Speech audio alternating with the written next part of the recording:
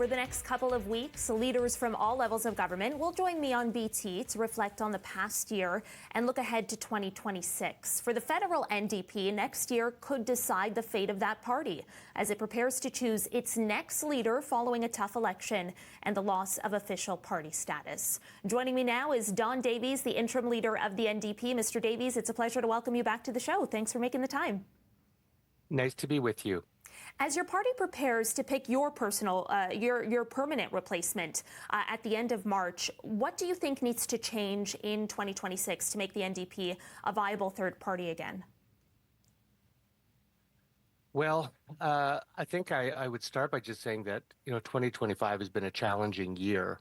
I think for all Canadians from all walks of life. We have the impact of Donald Trump's aggression towards Canada, and that's had a ripple effect on our economy. So people are really struggling, I think, with a high cost of living and with high unemployment, just making ends meet. And so I think one of the strongest assets that the New Democratic Party brings to Parliament is that we really are intended to be, and that our roots are, the voice of working people. And so I think reconnecting with working people, bringing the realities of their lives to Parliament, their voices, their experiences is something that I think we're uniquely positioned to do. And I think as we do that in 2026, you're going to see the NDP come back next year stronger and better than ever. Yeah, I do want to pick up on that point, because when you consider the loss of, say, union support to the Conservatives, particularly in southwestern Ontario and other areas of the country that are dependent on manufacturing, how do you think your next leader needs to reconnect with the NDP's traditional, working class base of voters?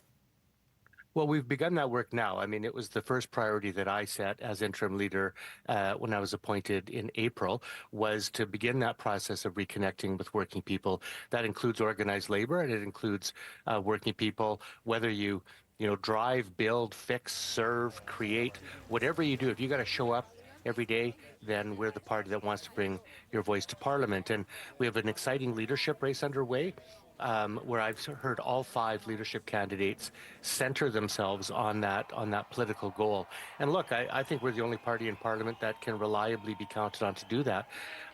One of the best ways that working people can fight inflation and improve their standard of living is to fight for better wages and conditions through unions. And the NDP has been the only party in Parliament that has consistently stood up for the rights of working people and defended their rights to free collective bargain. When the Liberals have ordered people back to work, like we saw at Air Canada this summer or at the Canada Post Office, and we know the Conservatives, of course, don't generally support the rights of unions. So I think the NDP has a very important role to play in this Parliament, not only to reconnect, but also to help Canadians deal with this, what I would consider just an extreme cost of living crisis. The NDP, though, was unable to connect with voters in an election where trigger issues like housing and affordability, were still triggers for voters. I know you mentioned the unprecedented threat by Donald Trump, and, many NDP voters, sought Mark Carney out because of that. But, I mean, affordability, housing, these were still, as I mentioned, trigger issues for voters. Why do you think the NDP was unable to capitalize on that aspect of the sentiment?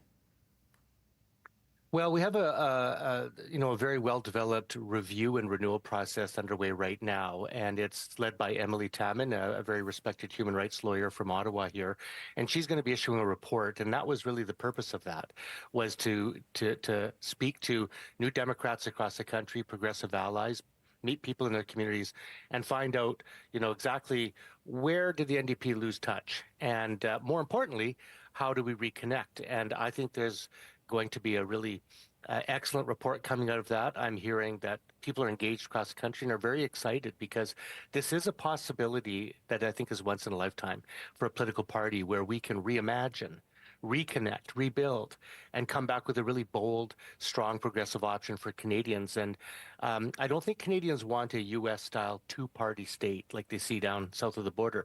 One of the strengths of our democracy is we have a diversity of ideas, a range of parties, and I think that makes for better governance. And already I think you're seeing that in the polls. The last polls I've seen have us at twice the number that we're at on April 28th. So I think our reconnection is working, and I think it's just going to get better from here. I'm being given the signal to wrap, but I've got to ask you really quickly, do you know when that review you've just mentioned will be released, and is the public going to see it? I expect to see an interim report issued before we break for the holidays, so in the next week or two, and then there'll be a chance for people to comment on it and refine that report in early in the new year. Okay, interim leader of the NDP, Don Davies, a pleasure to speak with you this morning. Thanks so much. My pleasure. Thank you.